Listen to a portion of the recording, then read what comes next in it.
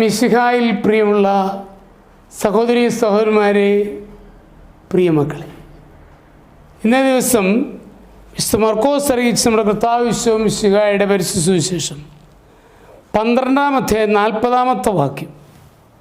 Saint Mark's gospel chapter 12 verse 40. എന്നാൽ അവർ വിധവകളുടെ ഭവനങ്ങൾ വിഴുങ്ങുകയും ദീർഘമായി പ്രാർത്ഥിക്കുന്നുവെന്ന് നടിക്കുകയും ചെയ്യുന്നു. ഇവർക്ക് കൂടുതൽ കഠിനമായ ശിക്ഷാവിധി ലഭിക്കും.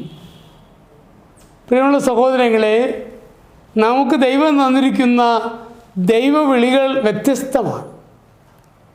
ചിലർക്ക് കുടുംബജീവിത വിളികളാണ്, ചിലർക്ക് സമർപ്പിത ജീവിത വിളികളാണ്. ഒരുപക്ഷെ ഞാൻ മറ്റൊരാളിലും മെച്ചമാണ് എന്നൊക്കെ മനസ്സിൽ ചിന്തകളുണ്ടാവാം. എന്നാൽ എൻ്റെ വിളിക്കനുസൃതമായി ഞാൻ പ്രത്യുത്തരം നൽകുന്നുണ്ടോ എന്ന് ആത്മശോധന ചെയ്യേണ്ടതുണ്ട്.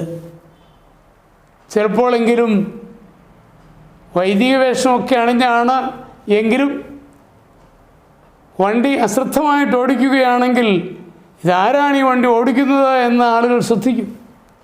ഒരു വൈദികനാണ് എന്ന് മനസ്സിലാക്കുമ്പോൾ വലിയ കുറ്റമൊന്നും ചേർത്താതെ വിട്ടേക്കാം. പക്ഷേ അതിലുപരിയായി തമ്പുരാൻ വരുന്ന ഒരു വാക്കുണ്ട്, നീയാണ് ഏറ്റവും കൂടുതൽ ശ്രദ്ധിക്കേണ്ടത്. കാരണം നിൻ്റെ പ്രവർത്തനം മാതൃകാപരമായിരിക്കണം. ഇതുപോലെ നമ്മളൊക്കെ ദൈവം തന്ന ഒരു വിളിയുണ്ട്.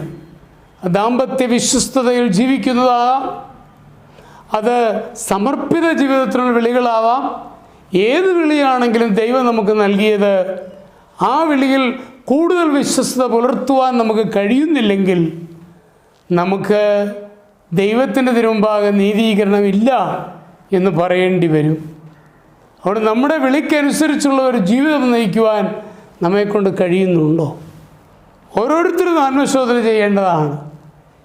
എനിക്ക് ലഭിച്ചിരുന്ന ഈ കൃപകൾ മറ്റൊരാൾക്ക് ലഭിച്ചിരുന്നെങ്കിൽ ഒരുപക്ഷെ ഇതിലുമധികം പ്രത്യുത്തരം കൊടുക്കുവാൻ, അങ്ങനെ തമ്പുരാന് സംതൃപ്തി ഉണ്ടാകുവാൻ സാധിച്ചേനെ.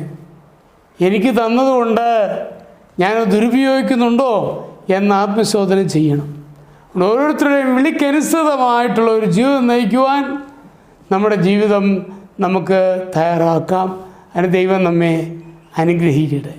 നമ്മുടെ കർത്താവ് ഈശോ മിശിഹായുടെ കൃപയും പിതാവായ ദൈവത്തിൻ്റെ സ്നേഹവും പരിശുദ്ധാത്മാവിൻ്റെ സഹവാസവും പരിശുദ്ധ അമ്മയുടെ മധ്യസ്ഥതയും നിങ്ങളെല്ലാവരോടും കൂടി ഉണ്ടായിരിക്കട്ടെ, എപ്പോഴും എപ്പോഴും എന്നേക്കും.